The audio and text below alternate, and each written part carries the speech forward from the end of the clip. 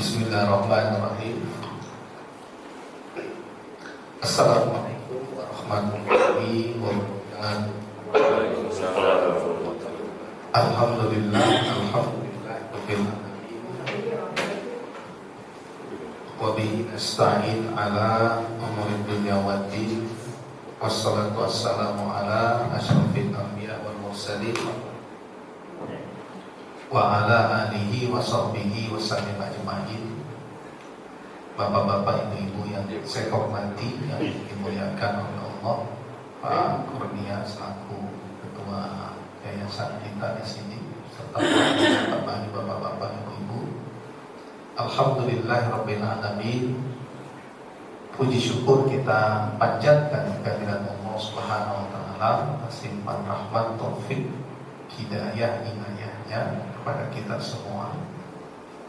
Salawat beserta salam mudah-mudahan senantiasa tercurahkan kepada junjungan kita, Nabi kita Muhammad sallallahu alaihi wasallam beserta istri, keluarga dan sahabat beliau.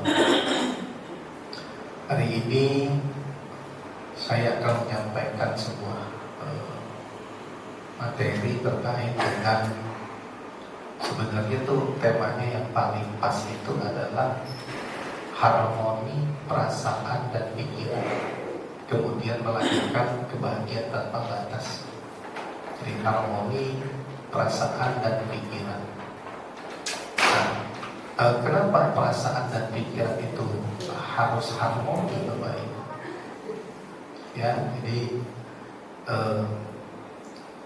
kita tahu ketika perasaan kita bermasalah, maka contohnya ketika Bapak Ibu sedih, cemas, was-was, takut, kondisi perasaan sedemikian, biasanya pikiran kita nggak bisa jernih atau nggak bisa berpikir. Itu fakta. Ya, kalau kita lagi sedih, lagi susah, kita nggak bisa mikir. Ya, saya beberapa kali misalnya di suasana hari duka, ketika seorang ibu diajak diskusi tentang bagaimana mengurus jenazah, saya nggak bisa mikir, biar konsultasi diskusi sama anak-anak saya saja, gitu contohnya. Kenapa? Dalam kondisi sedih, cemas, dalam kondisi duka nggak bisa berpikir, sulit diajak berpikir. Nah, atau sebaliknya, ketika kita banyak pikiran, ya misalnya banyak deadline, kerjaan-kerjaan itu harus mengejar deadline semua. Biasanya begitu banyak pikiran, maka perasaan kita terganggu. Nah, apa yang muncul? Kecemasan. Biasanya begitu. Nah, itu contoh bahwa sebetulnya perasaan dan pikiran itu terhubung. Ya, perasaan dan pikiran itu terhubung. Maka penting kita menjaga harmoni perasaan dan pikiran ini.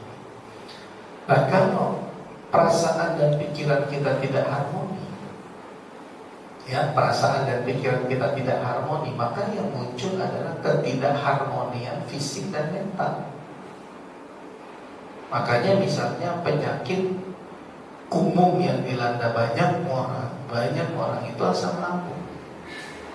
Asam lambung itu sebetulnya ketidakharmonian perasaan dan pikiran. Maka orang-orang yang punya tingkat kecemasan tinggi itu sampai asam lambungnya bermasalah. Nah, itu contoh. Ketidakharmonian perasaan dan pikiran itu memicu detak jantung yang cepat. Ya, ketidakharmonian perasaan dan pikiran itu mengakibatkan peningkatan tensi darah misalnya. Jadi ini kita bicara hal yang paling substansi, yang paling mendasar kalau kita ingin bahagia. Nah, Bapak Ibu, saya ingin tanya begini, apa yang pertama kali, organ apa yang pertama kali diciptakan oleh Allah di dalam rahim seorang ibu? Yang pertama kali diciptakan oleh Allah pada rahim seorang ibu itu adalah jantung. Coba, yang pertama, Nah, di dalam surat Al-Mu'minun, surat 23 ayat 12, 13, 14, itu Allah menjelaskan proses di sana ada nutfah. Nutfah itu air mani.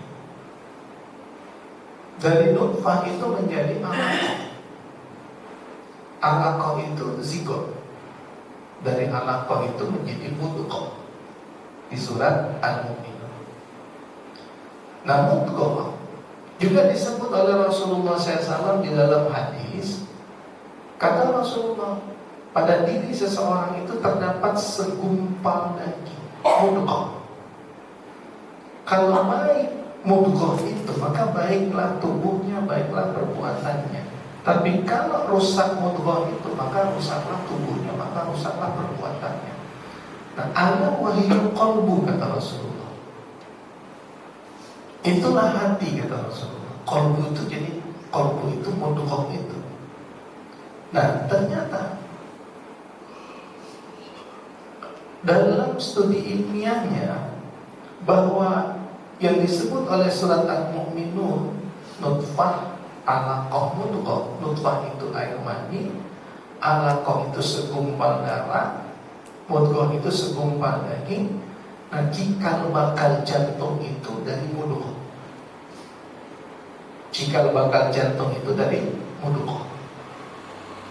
Artinya bahwa ketika dulu kita berada di rahim orang tua kita, ibu kita, ya, ketika bapak ibu berada di rahim ibu, tanda kehidupan itu dimulai dari jantung. Kira-kira 24 hari, kurang lebih 4 minggu, saat bapak ibu kita datang ke dokter, dokter bilang, Pak, kemarin bapak datang menentukan positif atau tidak positifnya ibu hamil. Nah, sekarang sudah 4 minggu, mari kita dengarkan tentang jantung janin bapak dan janin ibu. Jadi kehidupan dimulai itu dari jantung. Udah ada otak? Belum ada otak. Belum ada organ tubuh yang lain. Yang ada itu adalah jantung. Maka kita dengar itu. Saya kan sama bapak-bapak dia punya pengalaman yang sama kita untuk hal ini. Kita dengar suara jantung janin kita direkam oleh dokter, dengarkan ya Pak. Tuh. Selamat ya Pak, jantungnya sehat. Jantung.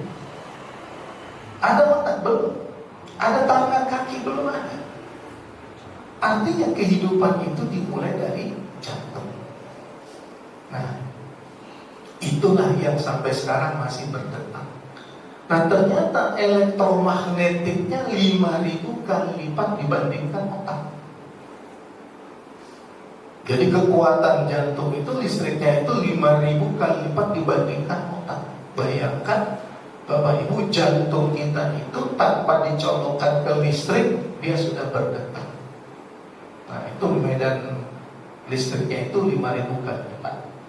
Nah, pertanyaannya, kenapa yang pertama diciptakan ini, nanti kalau dipahami langsung bisa paham bagaimana merawat kesehatan, ya, bagaimana mengobati penyakit dari sini. Kenapa yang pertama diciptakan oleh Allah jantung, yang tanda kehidupannya tadi? Tanda kehidupannya tadi kekuatan listriknya 5.000 kali lipat dibandingkan otak. Nah, organ kedua setelah jantung yang diciptakan oleh Allah adalah jantung mensuplai otak dengan darah. Dia memompa darah untuk mendistribusikannya ke otak. Jantung mensuplai oksigen ke otak. Jantung mensuplai nutrisi ke otak. Maka otak berkembang. Nah, kalau jantung itu tidak aktif, maka nutrisi oksigen darah ke otak juga berhenti. Maka orang yang serangan jantung itu kalau nggak segera dibawa ke dokter, selesai. Kenapa? Karena suplai darah, suplai oksigen, suplai nutrisinya berhenti. Subhanallah. Ketika kita ada dalam kandungan ibu kita, yang pertama diciptakan oleh Allah jantung. Tapi jantung itu kalau kita pegang, coba pegang, gitu, kedengaran detaknya itu ya. Jantung. Dengan jantung ini kita berzina. Dengan kita itu manusia. Dengan jantung yang tadi saya bilang anugerah pertama kehidupan jantung. Nah, dengan jantung ini seseorang berzina. Dengan detak jantung ini seseorang mencuri. Dengan detak jantung ini seseorang korupsi. Dengan detak jantung ini seseorang menganiaya orang lain. Dengan detak jantung ini seseorang menghakimi orang lain. Dengan detak jantung ini seseorang menghina orang lain. Dengan detak jantung ini seseorang bermaksiat. Dengan detak jantung ini seseorang gak ingat yang menciptakannya. Bayangkan. Padahal hidup dengan detak jantung, pemberian Allah. Dengan detak jantung. Jadi terkadang kita tidak fungsikan jantung itu sesuai dengan fungsi. Secara fungsi medis, jantung tadi mensuplai semua organ. Kenapa Allah ciptakan jantung yang pertama? Karena itu kehidupan ternyata secara spiritual ada satu rongga di jantung yang Allah titipkan cahaya hidayah di situ. Secara jelas, secara rasional, kehidupan dimulai dari jantung. Maka di jantung secara spiritual ada rongga, Allah titipkan cahaya fitrah di situ, cahaya iman di situ. Maka jantung punya fungsi spiritual yang disebut dengan qalbu. Jadi qalbu itu bukan level. Qalbu itu jantung. Apa yang membuktikan bahwa qalbu itu adalah jantung? Secara fisik, secara hardware dia jantung, secara software dia qalbu, secara spiritual dia qalbi. Apa yang membuktikan? Karena semua perilaku manusia berhubungan langsung dengan jantung.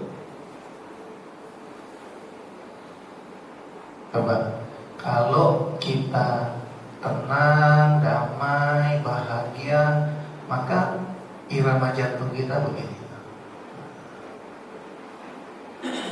Kalau kita sedang marah, irama jantung kita. Kalau kita sedang kesel, detak jantung mempengaruhi irama jantung. Maka orang yang punya tingkat kecemasan tinggi dan itu berlangsung bertahun-tahun, itu bisa merusak irama jantung.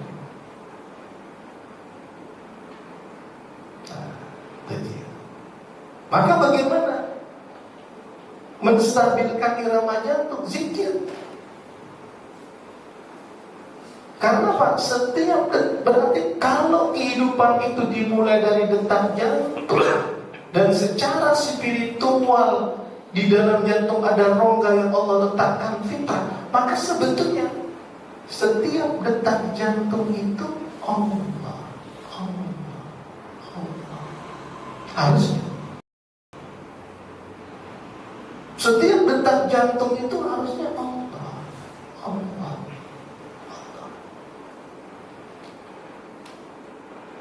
Dan pada saat jantung berdetak, dia mensuplai otak dengan darah, dengan nutrisi, dengan oksigen. Berarti dorongan itu digerakkan oleh keberkahan.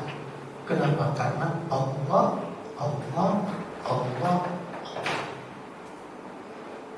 Jadi kalau sekarang ada keinginan berbuat dosa, ingat aja, aku berbuat dosa dengan kehidupan aku, dengan detak jantung pemberian Allah. Bayangkan.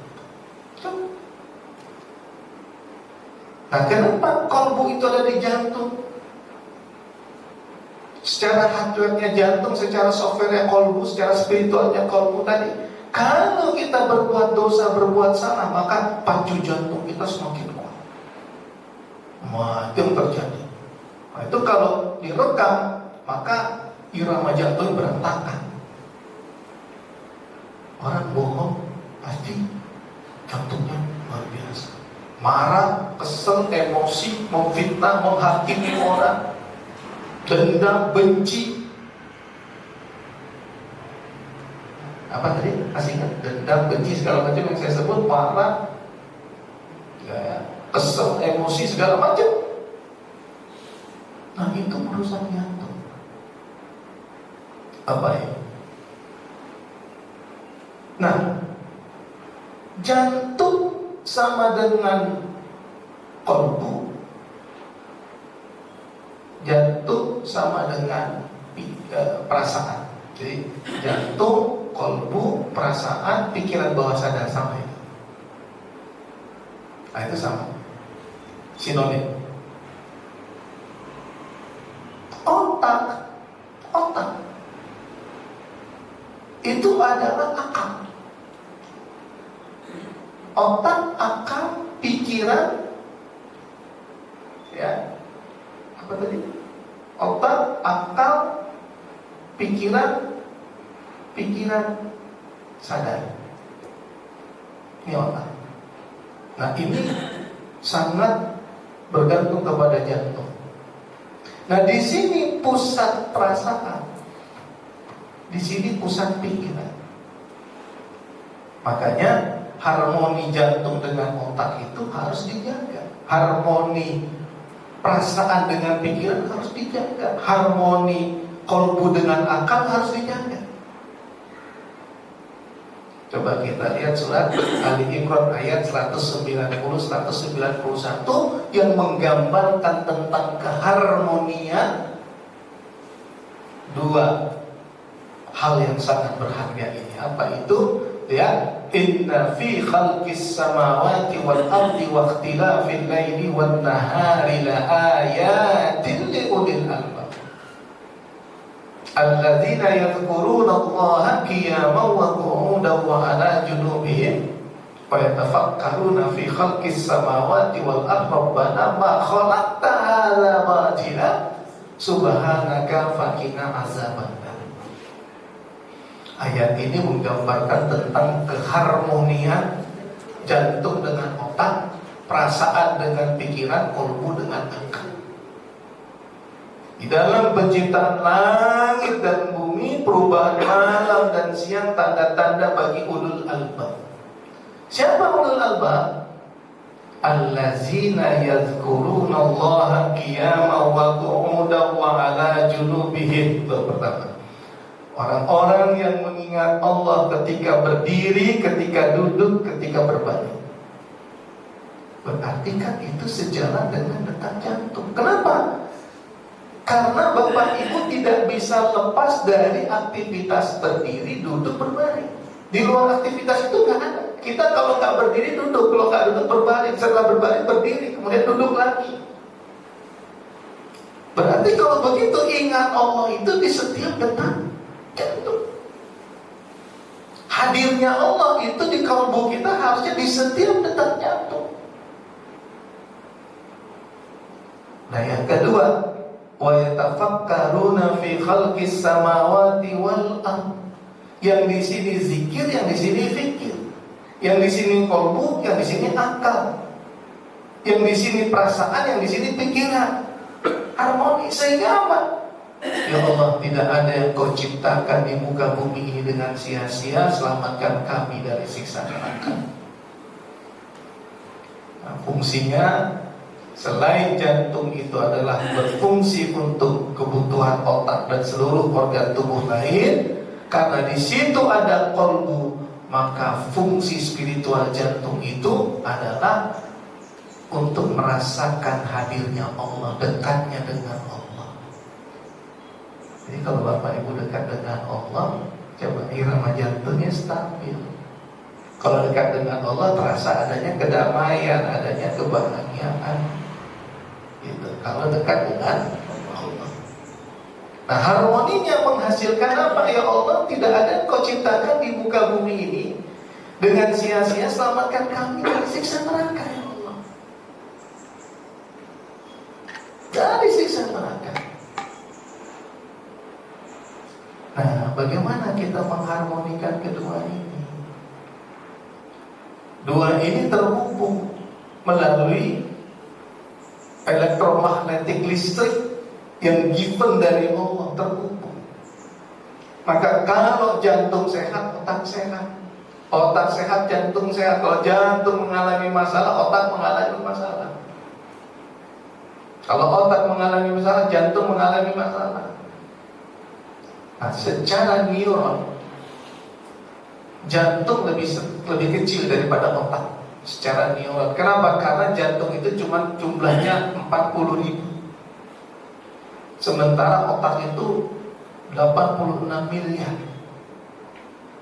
86 miliar neuronnya itu. Loh, kok bisa? Ada di dalam sistem limbik otak itu ada namanya amigdala. Nah, amigdala itu yang mengolah emosi, cemas, takut, was-was, itu amigdala. Nah, kemudian kecemasan itu disimpan dalam jangka panjang, itu namanya di hipokampus. Jadi trauma itu letaknya di hipokampus itu. Nah, kemudian ada hipotalamus. Hipotalamus itu yang melepas hormon-hormon kebahagiaan, endorfin, serotonin, oksitosin, dopamin itu namanya hipotalamus. Ada prefrontal cortex. Prefrontal cortex itu kalau kita fokus kerja, fokus belajar, fokus mengerjakan sesuatu, itu berarti prefrontal cortexnya sehat. Tapi kalau udah nggak fokus, biasanya orang yang kecanduan game itu prefrontal cortexnya udah rusak. Orang yang kecanduan pornografi itu prefrontal cortexnya rusak. Prefrontal cortex. Nah, kalau prefrontal cortex, jadi kenapa orang nggak khusyuk sholat? Walaupun khusyuk itu kerjanya di kolbu, tapi ada juga di sini yang bernama prefrontal cortex yang juga mempengaruhi khusyuk tidak khusyuknya orang sholat. Ya, pengaruh pornografi, pengaruh game,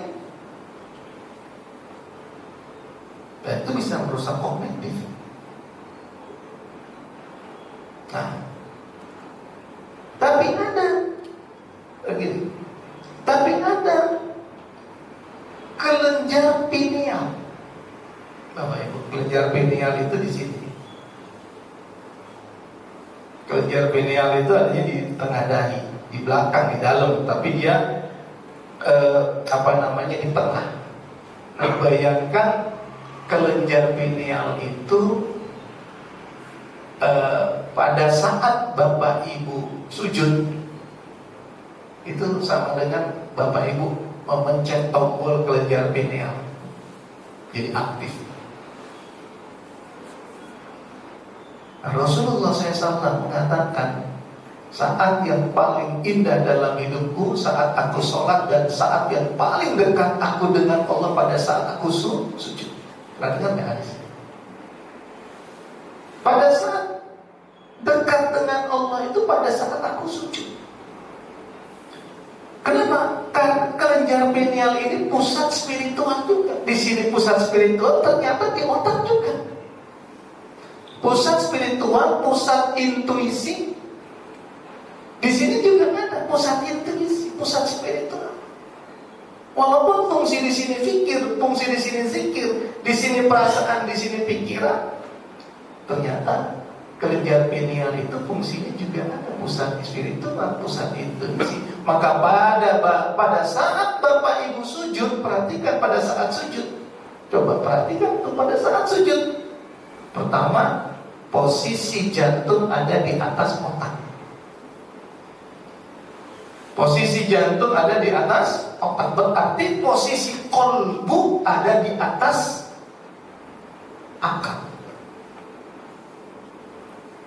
Posisi kolbu ada di atas logika. Maka studi ilmiah menyebutkan bahwa yang ini 12%, yang ini 88%. Jadi iCloud kita tuh ini sebenarnya. Nanti saya jelaskan ya. iCloud kita tuh yang 88%. Oke, Pak Bayu. Pak Bayu, umur berapa sekarang? 42. Hah? 42. 42. Pak Bayu, punya teman sebelum istri, punya teman nggak dulu? Pertama kali kenal, punya teman dekat nggak sebelum istri? Ya, banyak. Masih ingat namanya? Masih ingat namanya? Berapa ya Mas? Ya enggak, yang pertama, masih ingat namanya? Udah lupa sih. Wajahnya? Ya sama-sama. Iya. Artinya apa? Wajah, nama, senyumannya masih ingat. Itu kenapa munculnya ketika disebut? Karena ada di iCloud. Saya pernah disiksa di pesantren zaman tahun 81. Bukan Gontor, sebelum Gontor. Saya ingat yang nyiksa saya namanya Said, orang Palembang, pakai gesper. Gara-gara saya telat ke masjid, sambil ngerokok, dia siksa saya, dia cabut gespernya. Orangnya cungkring, rambutnya keriting, bibirnya hitam karena suka merokok. Ini fakta. Padahal peristiwa itu tahun 81. Kok ada? Karena ada di iCloud.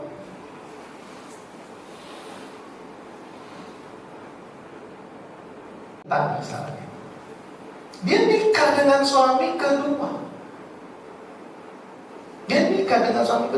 Tapi dia dihantui oleh kegagalan dalam mengarungi rumah tangga. Dihantui saja sebetulnya. Kenapa?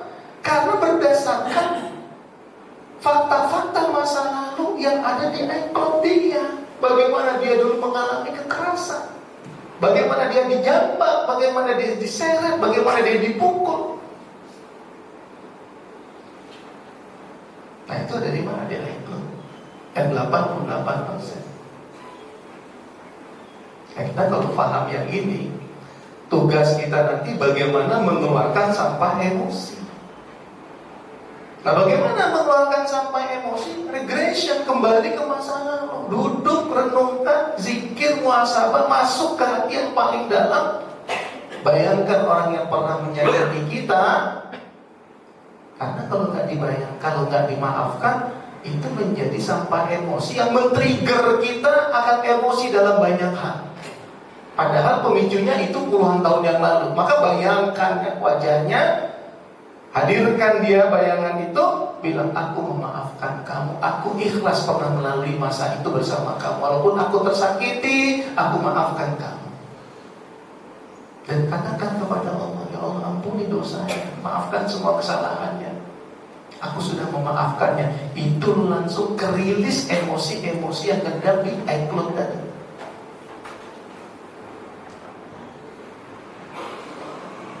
Mungkin kita pernah difitnah,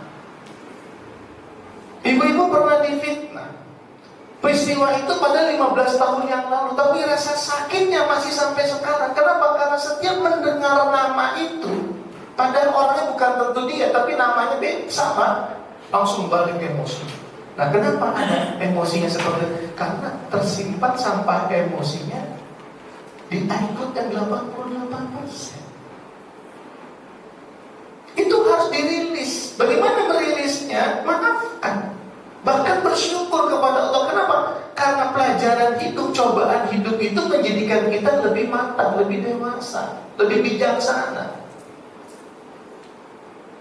Jangan simpan luka batin itu. Jangan simpan kekecewaan itu. Jangan simpan kesedihan itu. Harus ada garis demarkasi. Periode yang lalu itu sudah berlalu dengan masa, dengan zaman, sudah dilalui. Fakta hari ini kita hidup, kita sehat. Jadi setiap detak jantung yang dimana seiring dengan itu ada kolbu, kolbunya itu dibersihkan dari hal-hal yang menyakitkan itu. Maka ada istilah qad aflaha man tazakka, beruntung orang-orang yang menyucikan dirinya, menyucikan kolbunya, menyucikan dari hal-hal yang pernah menyakitinya, luka batinnya, kesedihannya, kecemasannya, ketakutannya. Kenapa? Kalau itu tidak dirilis, maka itu menjadi penyakit yang memicu serangan jantung, memicu kolesterol, memicu tensi darah, memicu stroke. Nah, ini yang saya katakan perlunya keselarasan, keharmonian antara jantung dengan otak. Jantung itu pusat perasaan, otak itu pusat pikiran. Nah, otak dengan jantung itu terhubung dengan elektromagnetik yang kekuatannya dari otak dan jantung. Kenapa dari jantung? Karena jantung yang bertugas mensuplai darah, mensuplai oksigen, mensuplai nutrisi ke otak. Maka seluruh neuron yang ada di otak itu aktif. Nah, pada saat neuron di otak itu aktif, harusnya di otak itu yang sumber pikiran, di jantung yang sumber perasaan selaras dalam mencari kebesaran-kebesaran Allah, mensyukuri setiap nikmat, ikhlas atas setiap pada saat ibadah, sabar atas setiap cobaan, bahagia di setiap momen dalam hidup dengan kesadaran penuh. Maka harus ada mindfulness. Itu mindfulness itu apa? Lagi duduk gini nikmatin, alhamdulillah bahagia banget aku di sini. Lagi jalan bersyukur, ya Allah kakiku ini alhamdulillah bisa dibuat jalan. Ketemu sama teman, ya Allah alhamdulillah bahagia sekali aku bisa bertemu sahabat aku. Lagi makan, apa doa makan? Allahumma barik lana fima razaqtana wa qina azabannar. Ya Allah, ada keberkahan di rezeki yang aku nikmati, ya Allah. Lagi bersama istri, ya Allah aku bahagia bersama pasangan hidupku. Anugerah terindah juga Kau berikan kepada aku. Lagi kumpul sama anak-anak, ya Allah bahagia sekali di momen ini. Walaupun suatu saat momen ini akan hilang. Maksudnya momen kebersamaan itu tuh gak abadi. Kenapa? Anak kita akan menikah, pindah keluar kota dan seterusnya. Lagi bersahabat, ya Allah alhamdulillah sahabatku sayang kepada aku sayang kepada mereka. Lagi berjalan, alhamdulillah ya Allah hujan, ya Allah anugerah terindah yang Kau berikan kepada aku. Coba. Makanya kenapa di dalam Islam itu dalam setiap gerakan ada doa. Begitu doa kita stop, kita bicara sama diri kita, apa? Bersyukur atas semua nikmat yang Allah berikan, bersabar atas setiap cobaan yang Allah berikan. Nah itu kalau terkoneksi itu perasaan dengan pikiran, jantung dengan otak, kolbu dengan akal, itu sinonim ya. Kalbu dengan akal, jantung dengan otak, perasaan dengan pikiran, tubuh kita sehat, mental kita sehat. Tapi kalau tidak harmoni, ya tadi muncul penyakit. Saya kasih contoh, saya menterapi. Jadi sebenarnya saya dulu sebelum masuk ke Jakarta tahun 95 saya udah ngobatin orang di Medan dulu. Nah kemudian saya kuliah S2, S3, saya pikir saya pengen ke dunia akademis gitu ya, pengen ke dunia akademis. Nah kemudian berjalannya waktu sesekali ada yang ngobatin di Jakarta sesekali aja. Nah cuman sekarang saya fokus lagi ke Islamic Quantum Energy. Islamic Quantum Energy ternyata luka batin itu berat banget dampaknya. Contoh, di tingkat kecemasan yang tinggi seseorang ya, di tingkat kecemasan yang tinggi, akhirnya dia minum obat menstabilkan irama jantung. Saya minum obat Ustaz untuk gangguan irama jantung saya, gitu. Pemicunya apa? Saya terlalu cemas, kecemasan tingkat tinggi. Seseorang anxiety. Anxiety biasanya itu berhubungan sama GERD, gitu. Biasanya kalau cemasnya tinggi, asam lambungnya naik. Kalau asam lambungnya naik, cemasnya tinggi gitu ya. Nah, Jadi saya harus bisa. Kalau dalam kondisi ngobrol begini, saya nggak tahu problemnya itu sebetulnya apa gitu. Akhirnya saya minta untuk mengakses pikiran bawah sadarnya, mengakses kolbunya, mengakses perasaannya. Bagaimana saya mengaksesnya? Maka gelombang otak dia tuh beta diturunkan dulu ke alfa. Gelombang beta alfa diturunkan dulu ke theta. Gelombang otak beta itu gelombang otak sibuk. Kayak tadi itu persiapan mau ngaji, urus ini, urus itu, ke kantor, sekolah, belajar, ke pasar, nyetir, itu gelombang otak beta. Gelombang otak sibuk. Nah, yang kerja dari pagi sampai malam nggak berhenti gelombang otaknya beta. Maka biasanya orang kalau kerja gelombang otaknya beta terus sampai malam, biasanya penyakitnya adalah insomnia. Gelombang otak sibuk padahal badan sudah di atas kasur, otaknya masih sibuk, tapi insomnia. Maka diturunkan gelombang otak ini ke alfa. Bagaimana cara menurunkan gelombang otak ini ke alfa? Sholat. Kerja masuk jam 8, jam setengah 12 itu harus jam 12 kurang 15 berhenti kerja. Persiapan wudhu, masuk masjid, sholat zuhur. Kalau mau dimulai dari pagi jam 10, 11, duha. Itu gelombang otak turun ke alfa. Nah, ciri khasnya gelombang otak turun ke alfa itu tenang, damai, relax. Itu ciri khas gelombang otak turun ke alfa.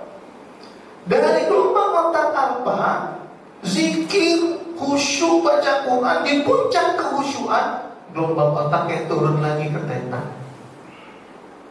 Nah, gelombang otak ke theta itu mudah untuk mengakses pikiran bawah sadar, kolbunya. Nah, setelah itu baru ada gelombang otak delta. Gelombang otak delta itu tidur nyenyak tanpa mimpi. Maka tidur 3 jam bisa berasa 8 jam. Ulama-ulama dulu tidurnya gak banyak, 3 jam tapi berasa 8 jam. Kita 8 jam berasa 1 jam. Karena udah masalah. Nah, kalau paham ini, itu nanti enak mengelola hidup kita. Nah, waktu gelombang otaknya apa yang paling sering bapak-bapak tidur 5 menit berasa 1 jam, itu gelombang otak sudah masuk dari alfa ke theta. Kapan? Waktu khutbah Jumat, khotib 5 menit itu terasa 1 jam. Itu gelombang otaknya benar-benar turun. Benar-benar turun itu benar. Yakin saya. Pasti betul. Nah, waktu gelombang otaknya ke theta, itu ada akses langsung masuk ke kolbunya itu. Contoh, tarik nafas, tahan, lepaskan. Tarik nafas, tahan, lepaskan. Relax. Waktu menarik energi. Kenapa energi? Oksigen itu energi, nitrogen itu energi. Pemberian Allah, menarik, tahan sebagai kebutuhan yang kemudian nanti masuk ke dalam tubuh, disuplai ke otak oleh jantung. Tarik nafas, lepaskan. Maka kalau bapak ibu punya masalah psikologi, latihan pernapasan nomor 1. Tarik pelan, tahan pelan, lepaskan. Tarik pelan, tahan pelan, lepaskan. Semakin rajin menarik nafas dan melepaskannya, tahan, itu relaksasi terjadi. Kok bisa Ustaz? Contoh, kok bisa relaksasi terjadi? Pada saat kita macet, biasanya apa? Selesai macet,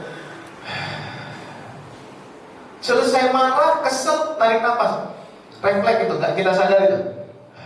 Nah, itu relax. Nah, ini sekarang dilatih. Nah, kalau sudah dilatih, masuk ke kolbu. Bagaimana masuk ke kolbu? Coba. Ini ada seseorang umurnya 40-an tahun. Umurnya 40-an tahun.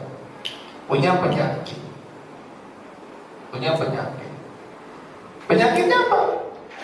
Ada yang kanker, ada yang autoimun. Autoimun itu penyakit yang kan tidak, banyak sekarang saya tanya, apa sih penyakit autoimun, penyebab autoimun? Gak tahu. Setelah belajar ini, alhamdulillah jadi tahu. Banyak yang bilang penyakit autoimun itu gak tahu penyebabnya. Setelah belajar ini, tahu penyebab autoimun apa. Jadi ternyata penyakit-penyakit fisik, ya penyakit-penyakit fisik tadi, autoimun, jantung segala macam itu, kanker, darah tinggi, itu ternyata kalau regression itu dikembalikan ke usia lampau ketemu. Nah, tadi begitu terakses ke kolbunya, langsung tanya, kira-kira pada usia 1 tahun ada masalah nggak pada diri Anda? Dia 2 tahun, 3 tahun, kalau ada angkat tangan. 4 tahun, 5 tahun, 6. Nangis. Kenapa? Ada apa di usia 6 tahun? Dia ngomong, ibuku marah sama aku, ibuku menyiksa aku tertekan, jiwa aku tertekan pada usia 6 tahun. Tapi pada saat ngobrol dalam keadaan sadar, pikiran sadar, dia nggak bisa kedetek itu. Ternyata emosi-emosi yang bertahun-tahun itu ditelusuri lagi. 7 tahun, 8 tahun, 9 tahun, 10 tahun, 11 tahun, sampai 21 tahun nangis lagi misalnya. Kenapa? Ibu aku marah besar karena calon suami aku gak disetujui oleh ibu aku. Oh, ternyata luka batinnya banyak. Oh, pantesan autoimun.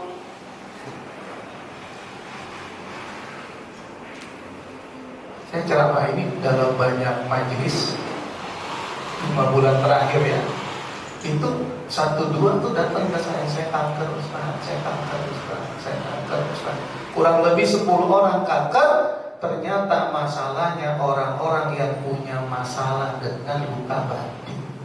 Jadi umumnya kanker juga orang-orang yang punya masalah dengan luka batin. Apalagi orangnya introvert, orangnya nggak bisa mengekspresikan ketika dia susah. Kalau ada orang yang ekstrovert, begitu dia susah ya cuek aja, dia jalan, dia ketawa, dia makan, dia ngobrol. Tapi yang introvert ini susah, dia pendem di dalam, dia nggak bisa keluar mas. Dia menganggap ini sangat private.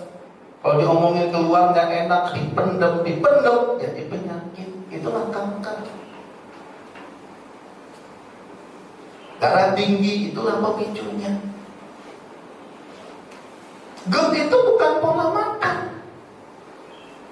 Pemicu utama GERD itu adalah luka batin, kecemasan, ketakutan. Gitu. Nah, maka penting menyelaraskan perasaan dengan pikiran, jantung dengan otak, kolbu dengan akal. Penting. Kalau ini selaras, maka bersih sehat. Nah, yang luka batinnya dikeluarkan tadi. Bagaimana tadi? Setelah udah ketahuan di usia ini sama usia ini, ajak dia untuk disugesti untuk memaafkan. Karena luka batin masa lalu itu pelajarannya menjadikan dia lebih dewasa. Hari ini maafkan, syukuri. Semua itu telah terjadi. Maka maafkan, lepaskan. Maafkan, lepaskan. Hebatnya di Al-Quran, ciri khas orang bertakwa itu wal afina aninnas, wal kaziminal bais, wal afina aninnas. Al-Imran 133-134. Orang bertakwa itu mampu menahan marah dan memaafkan kesalahan orang lain. Berarti kan orang bertakwa itu sehat mentalnya. Coba. Jadi bagaimana menyeimbangkan, mengharmonikan perasaan dengan pikiran ini?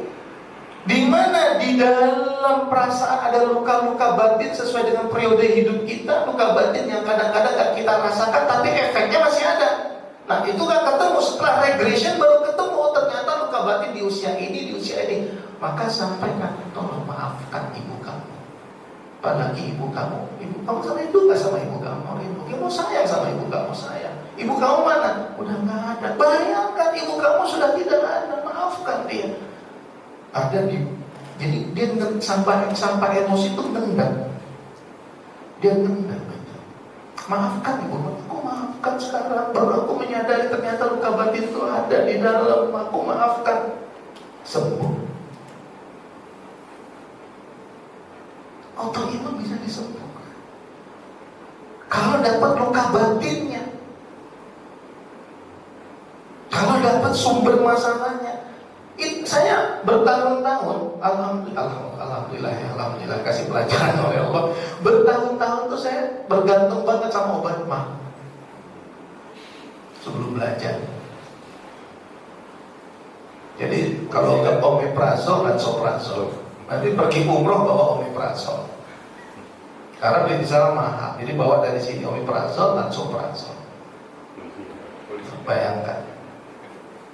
Dulu tahun lalu, tahun-tahun sebelumnya saya nggak berani minum kopi, karena minum kopi itu mindset lagi-lagi tertanam di pikiran bawah sadar saya, di kolbu saya. Minum kopi asam lambung, minum es batuk. Saya kalau minum es batuk, itu tertanam tuh dalam tuh, ada di sini tuh, ada di sini. Minum kopi asam lambung, minum es batuk, udah pasti batuk. Ininya kering, ini kering pasti berdahak, udah pasti. Itu dulu udah pasti tertanam. Jadi setiap batuk, aduh ini pasti karena es kemarin. Setiap ini pasti kopi telah makan. Alhamdulillah ya Allah, sekarang saya minum kopi setiap hari, minum es setiap hari. Sehari bahkan bisa 2 kali minum kopi. Setiap minum kopi vertigo, tertanam. Maka setiap minum kopi kok kelihatan ya? Karena itu kita yang menanam. Itu dahsyatnya di sini. Jadi iCloud 88% ini macam-macam isinya. Maka dirubah.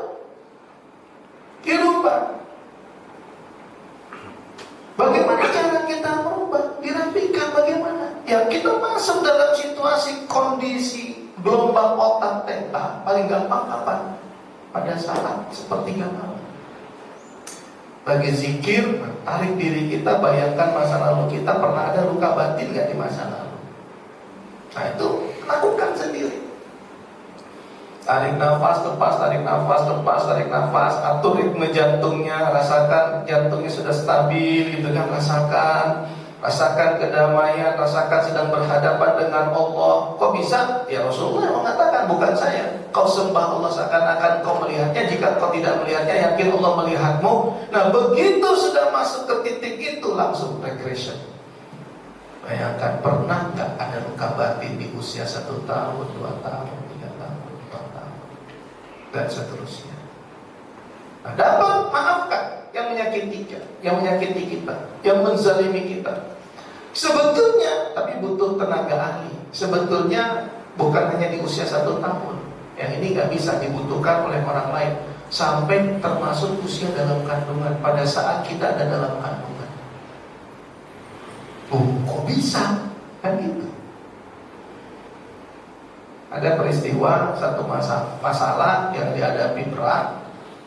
Luka batinnya itu ternyata, dia jadi keras kepala nih anak jadi keras kepala, anaknya susah diatur. Begitu regression, usia 1 tahun, 2 tahun, 3 tahun, 4 tahun, sampai 20 sekian tahun, gak ada masalah ternyata.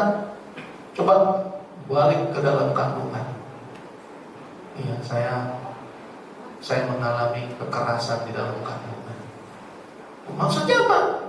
Ibu saya disiksa oleh ayah saya, berefek kepada saya. Kok bisa ngomong di dalam kandungan? Di usia 25 tahun tapi ngomong keadaan dalam kandungan. Ternyata manusia itu sudah dikasih oleh Allah kecerdasan di dalam kandungan. Begitu jantung aktif, 4 minggu jantung aktif, 120 hari sebelum Allah tiupkan ruh, Allah angkat roh itu bersumpah, bukankah aku ini adalah Tuhanmu? Betul? Al-A'raf ayat 172. Bukankah aku ini adalah Tuhanmu? Ruh mengatakan, aku bersaksi engkaulah Tuhan aku. Maka ruh ditiupkan ke rongga jantung di mana ada kehidupan di situ. Disitulah kolbu, disitulah fitrah, gitu kan? Maka sebetulnya belum ada otak, ingat ya Bapak Ibu ya, otak itu nomor 2 setelah jantung. Itu artinya kecerdasan kolbu sudah dimulai dibandingkan kecerdasan otak. Paham sampai di sini? Kolbu itu sudah lebih dulu cerdas daripada otak. Makanya pantas studi ilmiah mengatakan yang kolbu itu 88%, yang ini 12%. Maka ingatan itu lebih kuat di sini 88%. Tapi di sini masalahnya sampah juga di sini. Cinta iya, benci iya, betul? Kadang bahagia, kadang kesel. Kan 88%. Include-nya 88%. Nah, kalau tadi Bapak Ibu di puncak dalam situasi kondisi hening menjelang apalagi di sepertiga malam setelah tahajud, kemudian zikir, duduk termenung, Bapak duduk merenung, bukan termenung, beda sama merenung. Duduk merenung, muhasabah, masuk di gelombang theta, sedang gelombang turun theta, regression usia kita, ketemu luka-luka batin kita tuh dalam hening itu, ketemu di usia ini, di usia ini. Nah, bayangkan wajah orang yang menyakiti kita. Maafkan, lepaskan.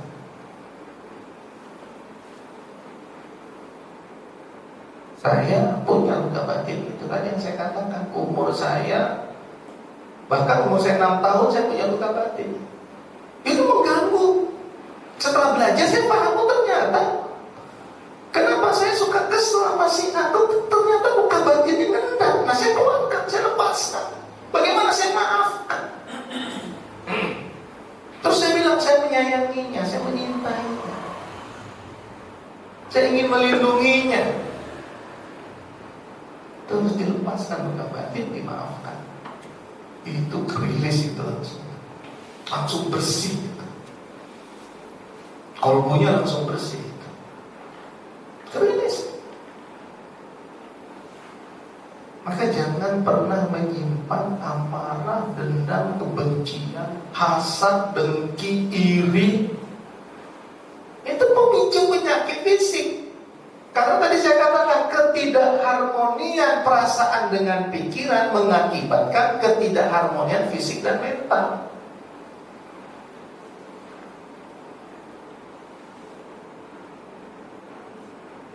Kanker, kasus kanker. Kasus kanker. Sakit kanker. Kata dokter, kanker ini, kanker itu, dicari penyebabnya ini, penyebabnya itu, ya. Tapi pemicu utamanya, saya sangat yakin setelah saya belajar, adalah sampah-sampah emosi. Kenapa? Karena sampah emosi itu melemahkan imun kita. Bapak Ibu tuh kalau lagi emosi, lagi kesel, imun Bapak Ibu turun ya. Lah kalau turun, ya ini radikal bebas.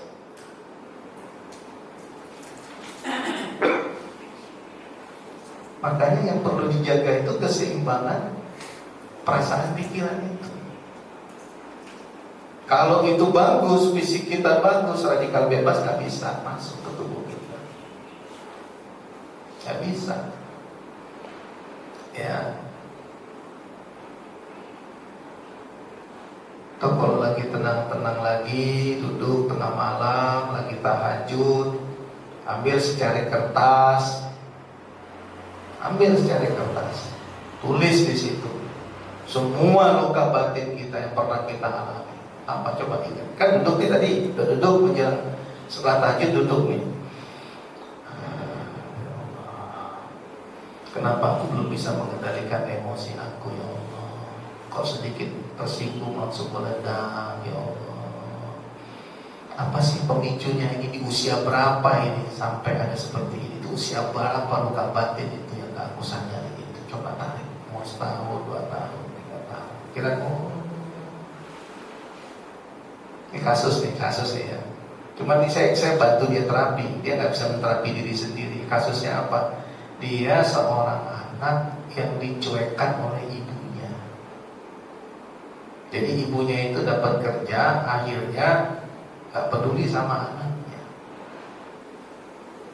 Sibuk dengan kerjaannya itu menyebabkan luka batin.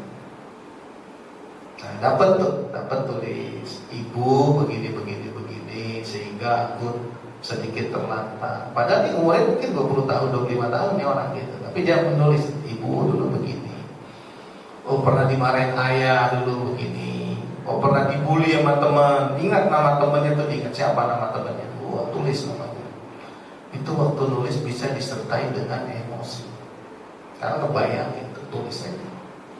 Saudara tulis lengkap 1-10 pemicu emosi. Kenapa hari ini aku temperamental sekali? Pemicunya dicari dengan flashback ke masa lalu. Tulis itu semua bakar. Bakar itu kebencian, bakar itu amarah, bakar itu dendam, bakar. Udah bakar, hancurkan. Bagaimana cara menghancurkannya? Masukkan ke dalam gelas yang ada air, masukkan itu biar larut. Buang ke got. Dia ngalir bersama air kemana? Udah bersih emosi kita. Sambil berdoa kepada Allah, ya Allah bersihkan hatiku dari benci, dari dendam, dari amarah, agar fisikku sehat. Jadi sekali lagi penyakit fisik itu pengaruh emosi. Apa paling gampang? Fisik pengaruh emosi apa paling gampang? Bapak ibu pergi ke dokter, membuktikan yang paling gampang. Pergi ke dokter. Sebelum masuk ruang dokter, tensi dulu sama suster, betul gak? Sini pak, tensi pak, sini bu, tensi. Begitu mau ditensi, suster macet banget di jalan, bikin kesel. Oh macet, iya, bikin kesel, iya. Nah istirahat dulu 5 menit, 10 menit, nanti baru tensi. Karena kalau ditensi sekarang gak objektif. Nah itu contoh hubungan emosi dengan fisik. Detak jantungnya nggak stabil, kan emosi, nggak bisa didetek tetap apa tensi darahnya. Nah, itu paling gampang. Paling gampang itu. Kalau lagi emosi nggak bisa tidur. Kalau sedang emosi otot jantung, otot pundak keras.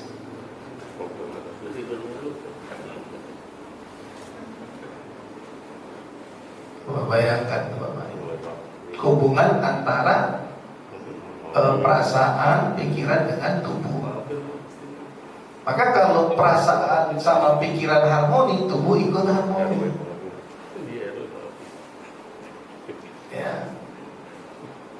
Ada 4-5 kasus kanker yang saya lagi ceramah di mana-mana. Saya tentang ceramah ini, kemudian saya sampaikan beberapa poin, datang di beda tempat ya. Ustaz, saya kanker Ustaz. Tapi saya sudah survival. Oh iya. Pemajunya apa? Suami saya. Oh. Enggak, pemajuan emosinya.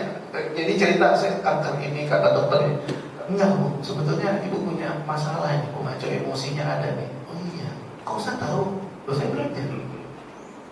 Iya, saya masalah keluarga suami Ustaz. Jadi peristiwanya tahunan yang lalu, kekerasannya tahunan yang lalu, efeknya baru beberapa tahun terakhir. Alhamdulillah survival. Tante saya, adik ibu saya paling kecil, umur 40 tahun meninggal kanker. Kanker payudara. Pendiam. Adik ibu saya paling kecil pendiam. Tahun 2000 meninggal, usia 40 tahun. Waktu itu. Kebetulan dekat sama saya, umurnya nggak terlalu jauh, umurnya beda 6 tahun. Jadi kayak sahabat. Pendiam, kanker. Saya tahu bahwa tahun 89, 90, 91, 92 sampai 95, 92, rumah tangganya nggak bahagia.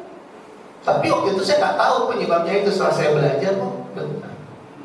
Kakaknya, adik ibu saya yang nomor 8 dan nomor 7 kakak kanker. Baru meninggal di rumah saya setahun yang lalu. Setelah saya paham, saya tahu, oh ini ya kasus rumah tangga. Karena emang suaminya saya tarik tinggal di rumah saya kanker. Jemaah saya ada lagi beberapa orang, saya nggak bisa sebut karena kalau saya sebut mau diupload ke YouTube nanti jadi. Ada satu yang saya tanganin ini sekarang. Ada. Jadi ternyata penyakit fisik itu ketidakharmonian perasaan sama pikiran. Maka bagaimana caranya? Selain tadi memaafkan orang-orang yang pernah melukai kita, menyakiti kita, bagaimana caranya? Yang kedua, amal soleh. Amal yang membawa perbaikan. Lo maksudnya gimana, Ustaz? Sekarang kalau kita buat salah, coba. Pernah dengar beberapa kali, bukan sekali, berkali-kali pernah berita, masuk berita, habis berzina meninggal, betul kan? Pernah nggak baca berita? Bulan 2 bulan yang lalu, 3 di detik, habis begitu meninggal, di hotel meninggal, gitu kira-kira gitu. Karena apa? Mungkin merasa bersalah terhadap pasangan hidup yang sah, dia berselingkuh, ya jodoh, pacu jantungnya tuh ketakutan kan? Iya. Artinya apa? Perbuatan dosa itu, perbuatan salah itu mengakibatkan tidak stabilnya detak jantung. Berarti tidak detak jantung itu kan fisik, jantung itu kan fisik. Detak jantung kan fisik. Berarti dia menghajar emosi, perasaan bersalah, perasaan cemas, perasaan takut.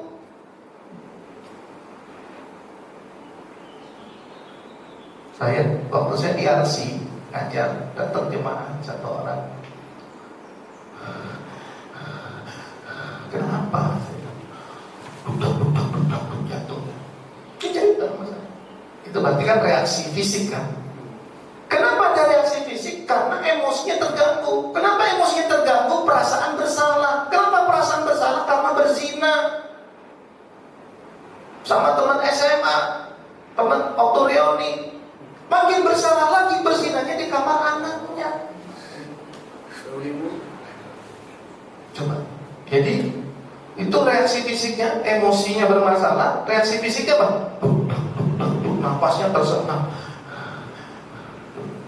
Ada hubungan antara emosi dengan fisik. Tadi yang dokter tadi dan suster tadi macam itu juga menggambarkan ada hubungan emosi dengan fisik. Jadi kalau kita mengobati penyakit fisik, yang diperbaiki emosinya. Bagaimana memperbaiki emosinya? Banyak-banyak beramal soleh. Kenapa? Kalau kita melakukan kebaikan, kita bahagia. Berarti jantung kita stabil. Kalau kita sedekah, kenapa sedekah itu menyehatkan, menyembuhkan penyakit? Karena pada saat sedekah, emosi kita emosi kebaikan, jantung kita stabil. Nah, kalau jantung stabil, berarti pompa jantung aktif secara baik, mensuplai darah ke otak, oksigen ke otak, nutrisi ke otak. Nah, kalau jantungnya begini, terganggu suplai darah, suplai nutrisi, suplai oksigen. Nah, dalam ketegangan itu saraf simpatis itu aktif dalam ketegangan. Maka ada fight atau flight. Kalau lagi tegang itu pilihannya cuma 2, fight atau lari. Itu saraf simpatis.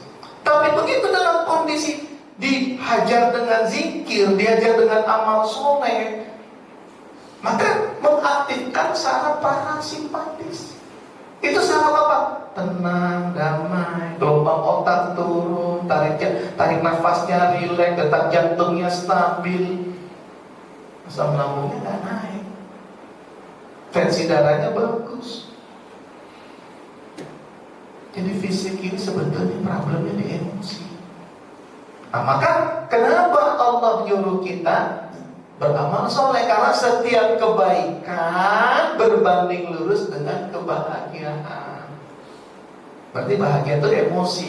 Nah, kalau bahagia itu emosi, maka mempengaruhi irama jantung, mempengaruhi kesehatan jantung, mempengaruhi listrik jantung. Banyak berbuat baik, banyak sedekah, banyak nolong orang, banyak tersenyum.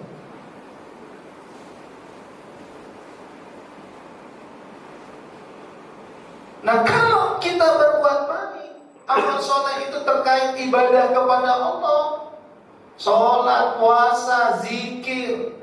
Kemudian terkait dengan ibadah kepada manusia. Pada saat beribadah kepada Allah, pada saat kita sholat, pada saat kita zikir, pada saat kita baca Al-Quran, hipotalamus melepas hormon yang bernama endorfin, hormon kebahagiaan.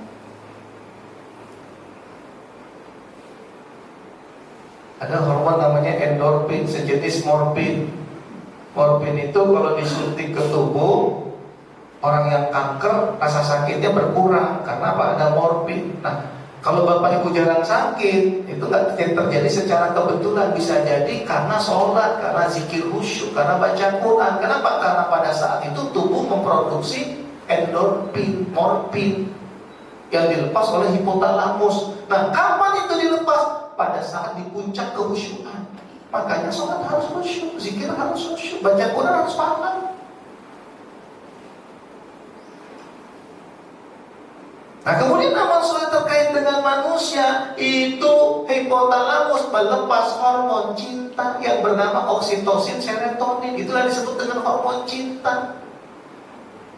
Makanya kenapa silaturahim bikin bahagia, kumpul bikin bahagia, bermanfaat hidup buat orang lain bikin bahagia.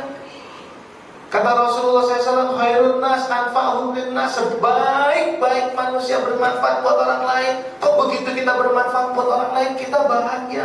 Begitu kita bahagia, emosi kita bahagia, maka otomatis reaksi fisiknya baik, jantungnya baik, kerja paru-parunya baik, pankreasnya baik, ginjalnya bagus, levernya bagus.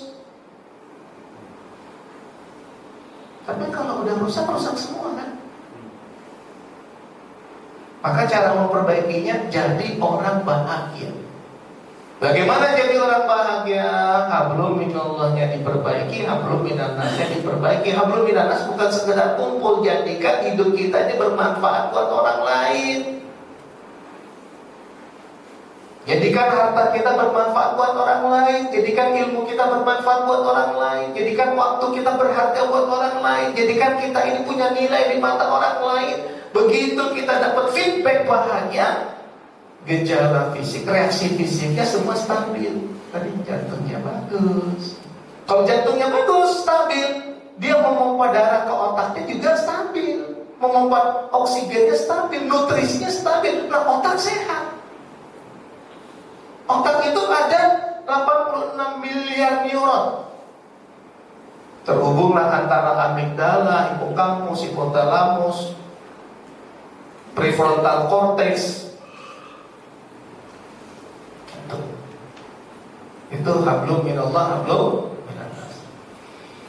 Nah, dari semua ini yang paling dahsyat itu hablum minallahnya apa? Sholat.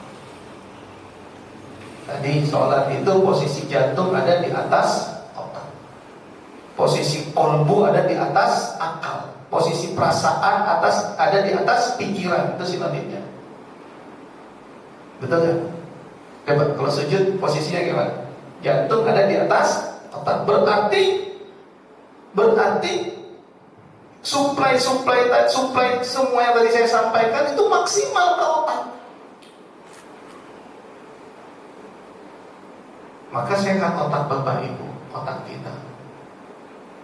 Ada satu kelenjar di sini namanya kelenjar pineal tadi. Di sini pusat kearifan, di sini pusat kecerdasan, di sini pusat spiritual, sama dengan di sini sama di sini juga. Nah, terhubung kedua ini, energi otak dengan energi jantung, perasaan dengan pikiran terhubung.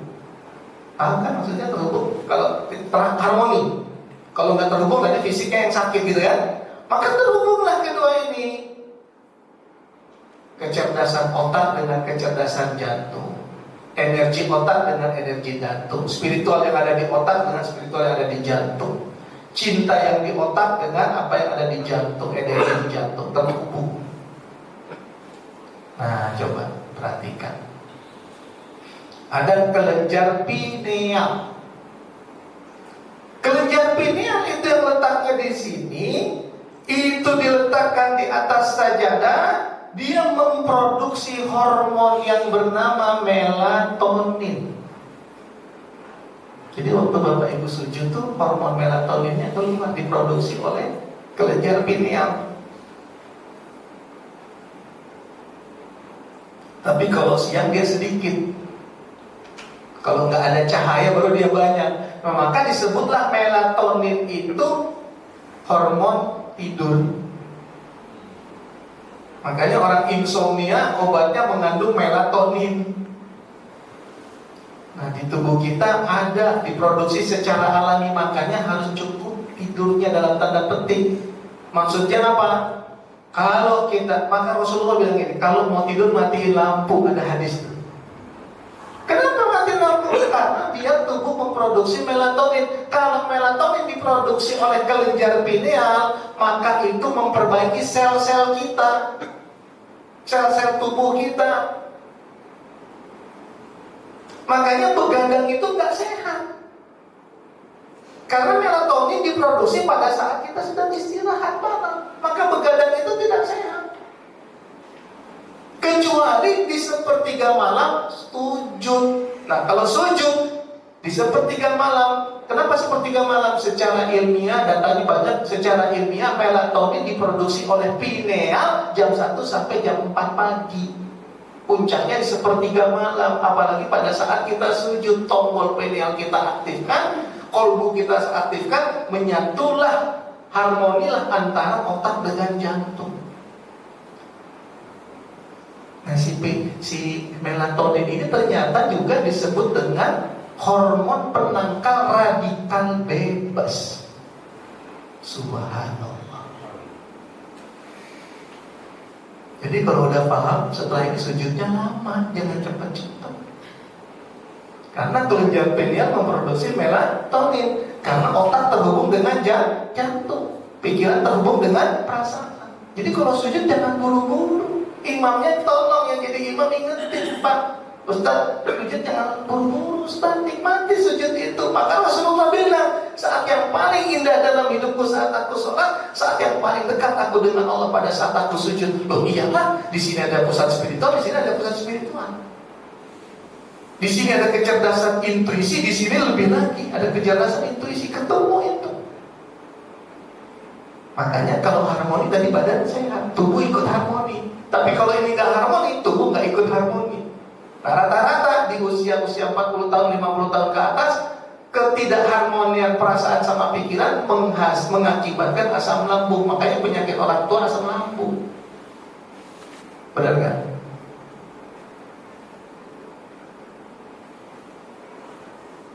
Ayo harmonikan perasaan sama pikiran.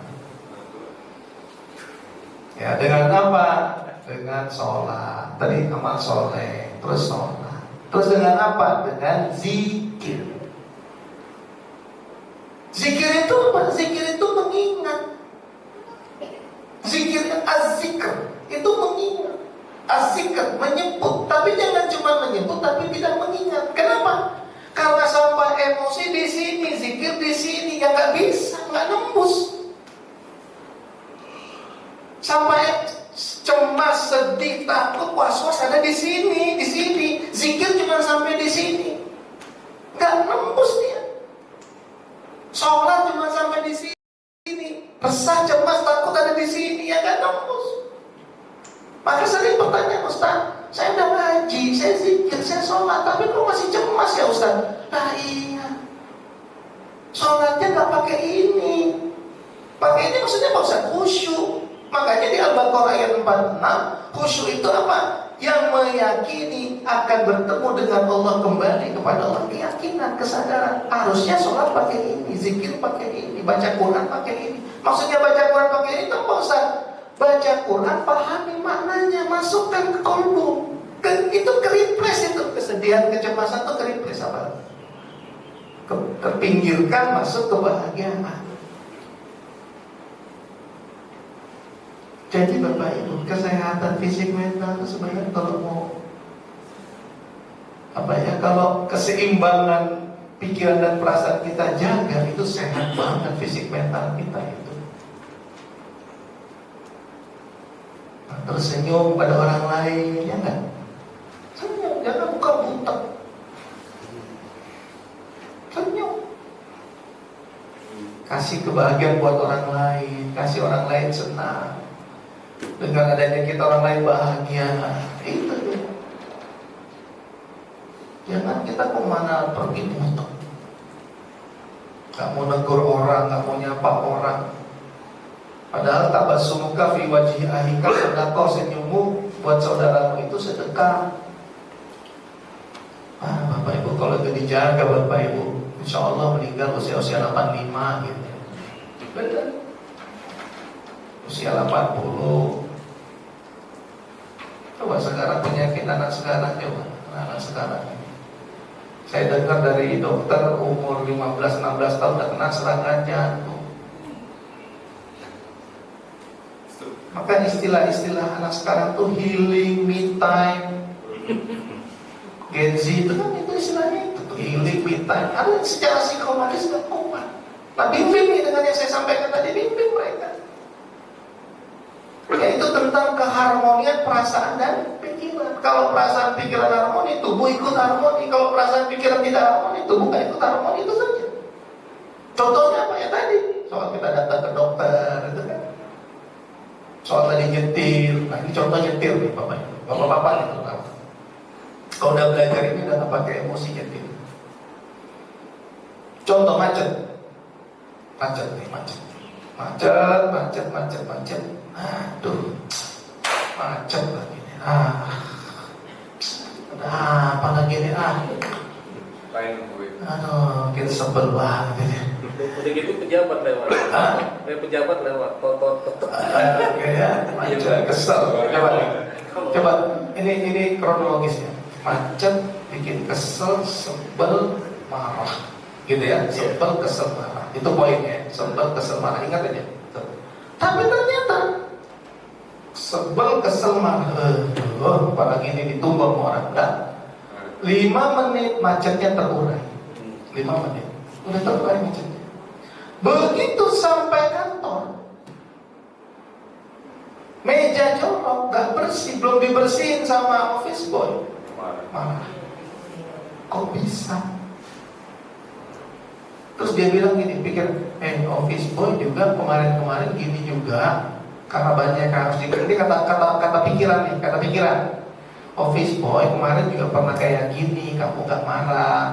Ya wajar lah, dia pekerjaan kan dia banyak, dia cuma sendiri, kantor gini besar dia sendiri.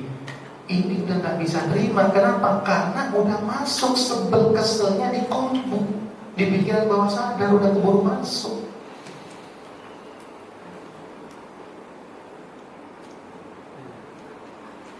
Ada contoh lagi. Contoh lagi, marah. Wah, pokoknya udah meledak-meledak marahnya sama istri. Marah. Terus di sini bilang, yang 12% bilang, istri itu nggak salah. Kalau ditelusuri kronologisnya, bukan istri yang salah, tapi si Mbak. Itu kan kelalaian si Mbak. Kenapa istri yang harus dimarahi? Tapi karena sudah masuk marahnya ke dalam nih, udah masuk nih ke dalam, dia sifatnya mengeneralisir, nggak bisa diblok-blokin, nggak bisa. Begitu masuk sebel, dia udah kegeneralisir, udah masuk, blok masuk, dia ada di situ. Habis itu pergi undangan sama istri. Padahal di situ bilang, secara kronologis Mbak yang salah di sini nih. Tapi karena sebel ke istrinya udah masuk, begitu pergi undangan selama nyetir, aja. Hati-hati, jangan semua diakses ke kolbu. Nah itu harus dirilis, karena itu menjadi sumber penyakit. Itu jadi sumber penyakit. Gitu. Makanya orang-orang introvert yang punya banyak masalah mukanya tua-tua, makan dalam, penyakitnya juga berat-berat. Ada tahu ya cara ngelolanya ya. Tapi kalau untuk yang kasus, harus tapi dibantu oleh tenaga ahli untuk regressionnya, untuk bisa teraksesnya, untuk bisa sugestinya dan seterusnya. Jadi Bapak Ibu, tema kita tentang keseimbangan, keselarasan, keharmonian perasaan dan pikiran. Jadi kalau gitu yang perlu dijaga apa? Jantung dan otak. Jantung dan otak itu adalah hardware-nya, perasaan dan pikiran itu adalah software-nya, gitu kan? Kolbu dan akal itu adalah rumah spiritual kehidupannya. Oke? Itu dulu ya. Ya, silakan kalau ada yang mau didiskusikan.